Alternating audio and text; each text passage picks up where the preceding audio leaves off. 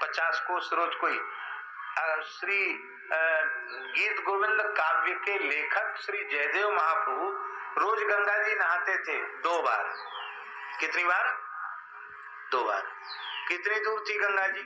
80 कोस। कितनी दूर थी? 80 कोस माने कितना किलोमीटर हुआ? 240। 240 किलोमीटर दूर थी गंगा जी। और 240 किलोमीटर जाना और 240 किलोमीटर लौट के आना, फिर शाम को 240 किलोमीटर जाना, फिर 240 किलोमीटर आना। कितने हो गए? पूरे दिन में कितना हो गया? 240 240 240 240 960 किलोमीटर पूरे दिन भर में। लो साहब, आप कहोगे कि एकदम झूठ बात है, 60 किलोमीटर कोई मनुष्य एक दिन में चल सकता है क्या?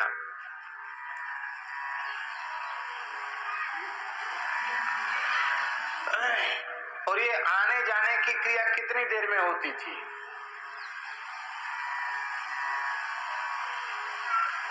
24 मिनट में जाते थे, 24 मिनट में आते थे। कितने में आते थे? 24 मिनट में जाते थे, 24 मिनट में स्नान। हाँ, नित्य नियम में वहां जो समय लगे, पर आना जाना 24 मिनट में जाना, 24 मिनट में आना। इसको योग बल कहते हैं। योग बल से मैंने अपनी आंखों से देखा है, सुनी हुई बात नहीं बता रहे, आंखों से देखी हुई बात आपको बता रहे हैं। हमारे महाराज जी के पास एक महात्मा रहते थे, उनका नाम तो था श्री ब्रजमोहन दास जी, पर उनके कई नाम प्रसिद्ध थे। हमारे महाराज जी उनको कहते थे मनसुख लाल, क्यों? ऐसे काम करते थे कि सब हंसते हंसते लोटपोट हो जाएं। रामायणी जी महाराज जी सब उनको मनसुख लाल कहते थे। और श्री सुदामा दास जी महाराज उनको सतयुग बाबा कहते थे। उनकी उम्र का कोई पता ही नहीं था कितनी उम्र है उनकी। अरे वो बहुत पुराने महात्मा है, सतयुग बाबा कहते थे उनको। और ब्रजवासी उनको कहते थे कलयुग बाबा। मोहल्ले में लोग सब कलयुग बाबा कहते थे, और पूज्य श्री सुदामा दास जी महाराज उनको सतयुग बाबा कहते थे। हमारे महाराज जी उनको मनसुख लाल जी कहते थे। हम लोग मनसुख लाल जी बोलते थे उनको। उम्र भी बहुत थी उनकी, छोटे कद के थे, दुबला पतला शरीर। खुद जितने बड़े उससे 1-1.5 हाथ ऊंची लठिया रखते थे अपने से, कम से कम 1.5-2 हाथ बड़ी लठिया।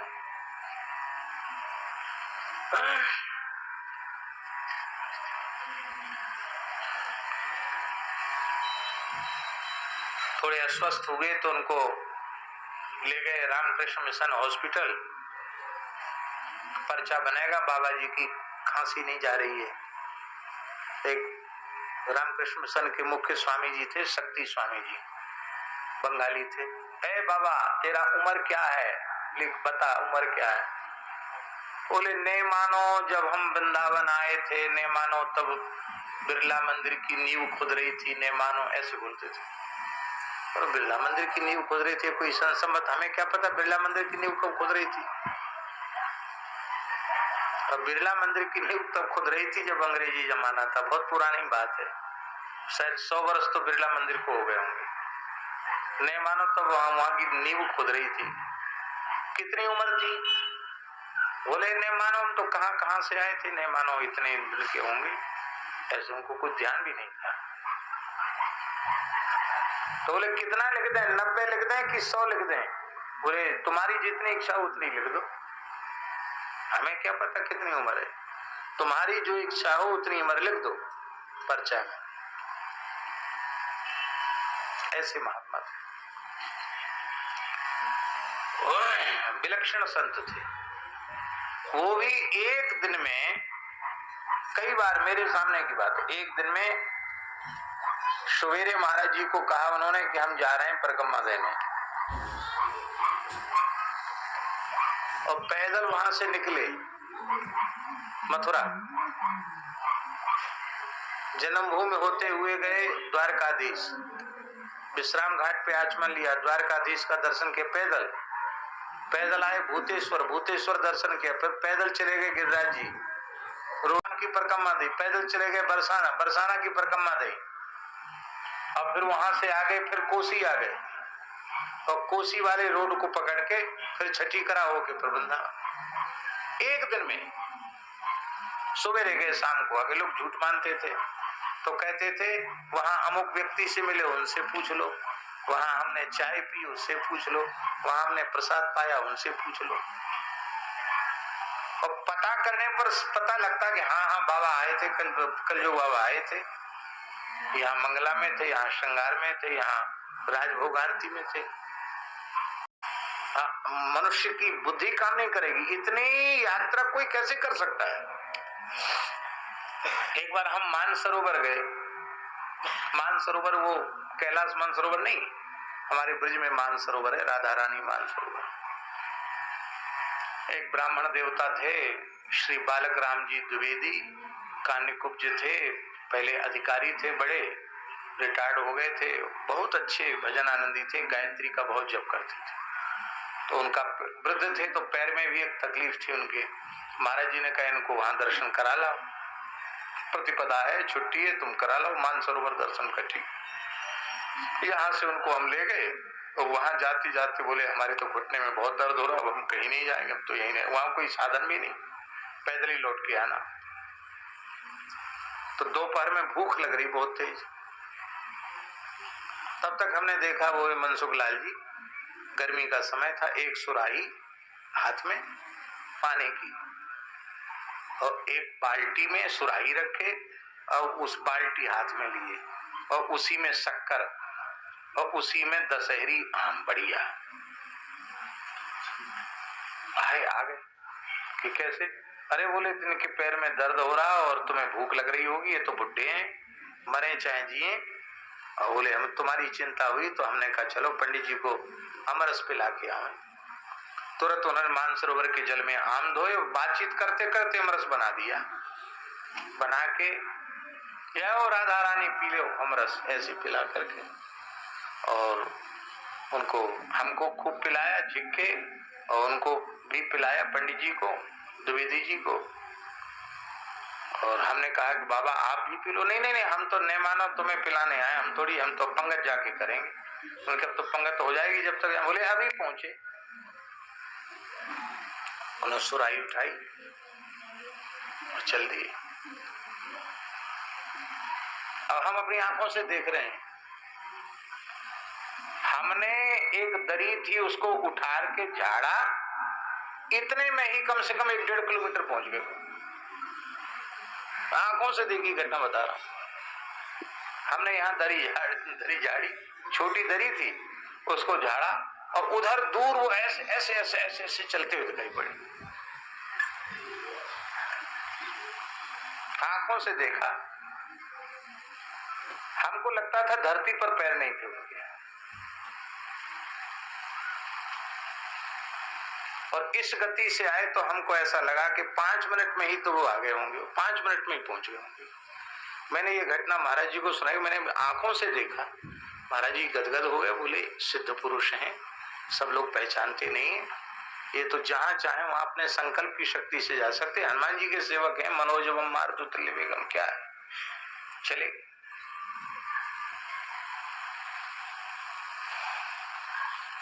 योग बल होता है, योग बल से कहीं जाया जा सकता है, संकल्प में बल होता है।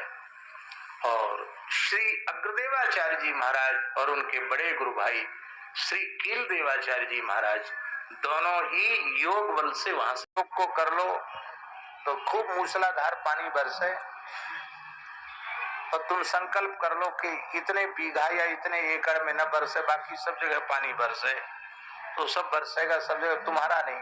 तुम बोले वो काम क्या आएगी वो सिद्धि? बोले काम यह आएगी कोई यज्ञ हो रहा, बड़ा भोज भंडारा हो रहा है, और अब ऐसी व्यवस्था नहीं है कि पानी से बचाव हो सके, उसी समय उसका प्रयोग कर दो तो चारों ओर पानी बरसेगा, उतने जाएंगे। वो कहेंगे अरे अरे बाबा बड़ा चमत्कारी है, देखो इतना सब जगह धुआंधार पानी बरस रहा, मूसलाधार, यहाँ एक बूंद नहीं, देखो इतना बड़ा यज्ञ, सब इतना बढ़िया हो गया, बड़ा प्रतिष्ठा होगी, बहुत मान्यता होगी। अच्छा, तो बोले वो कोई ऐसी वैसी चीज नहीं, सामान्य प्रयोग है। और एक प्रयोग उन्होंने हमको बताया, ऐसा प्रयोग करो ऐसा हो जाएगा। ठीक है, तो हमारे मन में भी उत्सुकता हुई कि देखें चमत्कार होता क्या। वो सूर्य ग्रहण के समय का प्रयोग था, कोई तामसी प्रयोग नहीं, एकदम शुद्ध सात्विक प्रयोग। इसमें गुरु मंत्र का ही जप था और कुछ नहीं, सामान्य प्रयोग, एकदम सात्विक प्रयोग, साधु साई जिसको कहना चाहिए। तो जैसे जैसे उन्होंने बताया था वो सब हमने किया। और उसके बाद एक दिन वो बैठे थे धूना पर और हम जाके साष्टांग किए। तो बस मेरी तरफ देखा और देखते ही बोलना शुरू कर दिया उन्होंने, इंद्री द्वार झरोखे नाना, तांता सुर बैठे कर थाना, आवत देखे विषय बिहारी, तुरते दई कपाट उघारी, रिद्ध सिद्ध बहु प्रेरे भाई, बुद्धि लोग दिखावे आई, कोई बुद्ध जो परम स्यानी, तिन तिन चितैन अनंत जानी। भगवान की प्राप्ति में विशुद्ध ज्ञान और भक्ति की प्राप्ति में सिद्धियां बाधक हैं। क्या होगा, प्रतिष्ठा सुक्री विष्ठा, बेकार बेकार। इस सिद्धियों के चक्कर में पड़े हुए लोग नरकों में जाते हैं। आग रोक दिया, पानी रोक दिया, उससे क्या फायदा हो गया? 10-20 हजार आदमी आ गया, कुछ पैसा चढ़ गया, उससे क्या फायदा हो गया? हम मन में सोचने लगे कि अभी तो 2-4 दिन पहले तो एकांत में बड़ी उन्होंने प्रयोग बताया और अब ये नरक जाने वाली बात कह रहे हैं। अभी प्रयोग तो हमने किया ही नहीं। तो प्रयोग की एक वस्तु थी, कुछ नहीं, मिट्टी ही थी वो। तो उस प्रयोग की उस वस्तु को हम उठे वहां से थोड़ी देर बाद और उसको हम जमुना जी में ही पधराया है। हमने कहा लो सिद्धि देवी, हमने प्रयोग तो किया नहीं पर लो, तुदीयम वस्तु गोविंद तुभ्यमेव समर्पये। अब किसी से कुछ कहा नहीं हमने। दूसरे दिन फिर आके बैठे, शाम को बैठते थे थोड़ी देर उनके पास, तो हमारी तरफ देखते ही बोले वाह बहुत अच्छा हुआ, रिद्धि सिद्धि के चक्कर में नहीं पड़ना चाहिए, फेंक आए जमुना जी में। हाँ वाह बहुत अच्छा किया, बहुत अच्छा किया, बहुत अच्छा किया, वाह हम तो परीक्षा ले रहे थे तुम्हारी। ऐसे त्रिकालदर्शी महात्मा कहने की, पूछने की, बताने की जरूरत नहीं।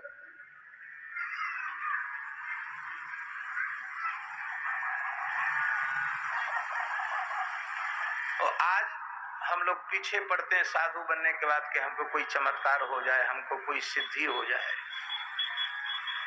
स्वामी राम तीर्थ जी का नाम सुना है? शान शाह राम, स्वामी राम तीर्थ पंजाब के थे।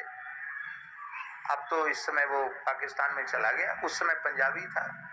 है? हाँ गुजरांवाला। तो उसी समय एक सिद्ध आया, सिद्ध था वो। बोले स्वामी जी यहाँ कैसे घूम रहे हो? बोले हमको पल्ली पार जाना है, नौका के प्रतीक्षा में है, नौका आएगी तब जाएंगे इसमें बैठ के। अरे बोले किस बात के महात्मा हो? कपड़ा रंगा लिया, पहन लिया कपड़ा। अरे महात्मा तो उसको कहते हैं, अग्नि जल पवन सब पर अधिकार, उसको महात्मा कहते हैं। वो खड़ाऊ पहने थे महाराज, कमंडल हाथ में था उनके, खटपट करते हुए गंगा जी पे ऐसे चल के चले गए जैसे कोई जमीन पे चल के जाता है। सिद्ध था वो गंगा जी पे चल के चला गया। बाढ़ की गंगा जी, पल्ली पार खड़ा हो गया। थोड़ी देर में नौका आई, राम तीर्थ जी बैठ गए नौका में, पल्ली पार गए। अब वो सिद्ध पीछे पड़ा था कि इसको चिढ़ाएंगे, तो राम तीर्थ जी थे। तो नौका के पास ही वो सिद्ध खड़े थे। तो उन्होंने तुरंत अपनी झोली से 2 पैसा निकाला कि उसका किराया नौका था। नौका कितना किराया था? पार उतरने का 2 पैसा। तो उन्होंने 2 पैसा निकाला अपनी झोली से राम तीर्थ जी ने, और उस सिद्ध के सामने नौका वाले माझी को देकर कहा लो। उनको तो दिया और सिद्ध की तरफ देखकर कहा कि तुमने कठोर तपस्या करके पानी पे चलने की सिद्धि प्राप्त की, उसकी कीमत 2 पैसा है। कितनी कीमत है उस सिद्धि की? कितनी तपस्या की होगी कठोर, तुमने तब पानी पे चलने की सिद्धि प्राप्त की, वो काम 2 पैसा से हो गया। 2 पैसा से जो काम हो गया उसके लिए तपस्या क्यों करनी?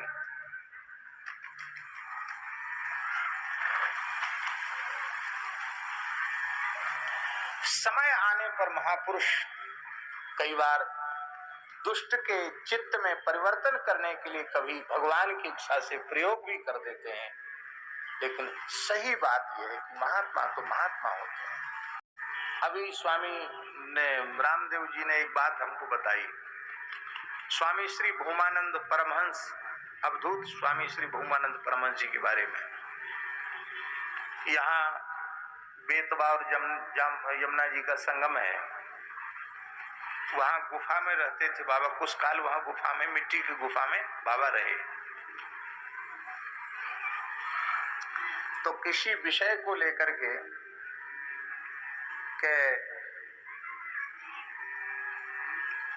अवधूत स्वामी भूमानंद जी से इस विषय पर हम लोग प्रश्नोत्तर करेंगे, शास्त्र को चर्चा करेंगे, इस भाव से परम पूज्य श्री रोटी राम बाबा सिद्ध पुरुष और श्री परशुराम जी महाराज, वो भी इसी क्षेत्र के महापुरुष थे। ये दोनों महापुरुष गए जिस गुफा में बाबा श्री पूज्य स्वामी श्री भूमानंद जी महाराज विराजते थे, गए और जाकर खूब आवाज लगाई। और भूमानंद जी समझ गए कि ये लोग जो है प्रश्नोत्तर करने आए हैं, तो कुछ बोले ही नहीं, थे गुफा में, बोले ही नहीं, कुछ नहीं बोले। दोनों का बोले नहीं, इसका मतलब क्या गुफा में नहीं है? पहले तो लगता था कि गुफा में है, दिखाई पड़ रहे थे गुफा में है, अब कहाँ चले गए गुफा में नहीं? तो भीतर घुस के देखा तो भी गुफा में नहीं मिले, भीतर घुस के देखा तो भी गुफा में नहीं मिले भूमानंद जी महाराज। तो बाहर आके बैठ गए, बोले कहीं इधर उधर होंगे तो घूम फिर के आवेंगे। बहुत देर हो गई तो बोले अब चलो। तो जैसे ही जाने को तैयार हुए, सोई वो गुफा के भीतर से निकल आए। उनको बड़ा भारी आश्चर्य हुआ कि गुफा के भीतर जाके तो देख लिया तो वहां तो थे ही नहीं, और गुफा से कैसे निकले आए? तो हंसते हुए भूमानंद जी ने कहा, महात्माओं दंडोत प्रणाम, बात ये है कि हम आपसे बातचीत नहीं करना चाहते। क्यों? बोले हमको पता था कि आप तर्क वितर्क करने आओ, हम तो बिना पढ़े लिखे, क्या आपसे तर्क वितर्क, आप विद्वान पुरुष हो, आपसे क्या हम शास्त्रार्थ करते, इसलिए हम आपसे नहीं मिले। कोई बढ़िया बात की चर्चा करना हो तो आओ, विराजो, बैठो। तो दोनों महात्मा हंसने लगे, बोले नहीं हो गई, बात हो गई। वो अपने रास्ते गए, बाबा पुनः अपनी गुफा में चले गए। अब ये क्या है? उन्हें किसी से मान्यता लेनी है क्या? पर संत की इच्छा हुई कि हम न मिले, तो गुफा में घुसने के बाद भी वो नहीं दिखाई पड़े।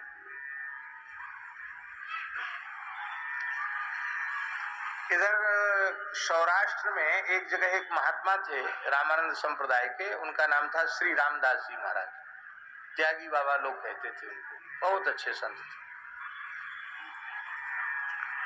वो ऐसे विलक्षण महात्मा थे कि राजा साहब दर्शन करने आए रामदास जी महाराज का। उन्होंने कहा राजा आएगा फिर तो लोग कहेंगे कि राजा साहब आए तो तमाम जनता आएगी, भीड़ आएगी यहाँ। तो बाबा जी जिस आसन पर बैठ के भजन कर रहे थे, उसी आसन पर बब्बर शेर बन के बैठ गए, बब्बर शेर। और जैसे ही राजा आए, उनके साथ सेवक युवक थे, निकट जैसे आए, हा करके उन्होंने दहाड़ मारी, पूरा जंगल कांप गया। और राजा के साथ कर्मचारी भागे वहां से। उस जमाने में घोर जंगल तो था ही, चले गए। जब दूर जा गए तो क्या देखा, वहां शेर कोई नहीं, बाबा जी बैठे, लेकिन राजा आया नहीं, वापस चला गया। तो हमने नहीं देखा उनको, पर हमने प्रामाणिक लोगों से सुना है कि कभी वो वहां होते तो दिखाई नहीं पड़ते, कभी सर्प और कभी सिंह।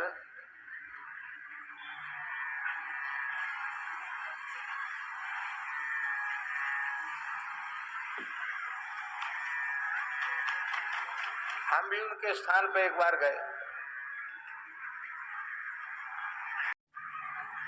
इतना बड़ा फण उसका, तो यहां से लेके वहां तक लंबा। तो शायद त्यागी जी थे साथ में, ही नहीं थे।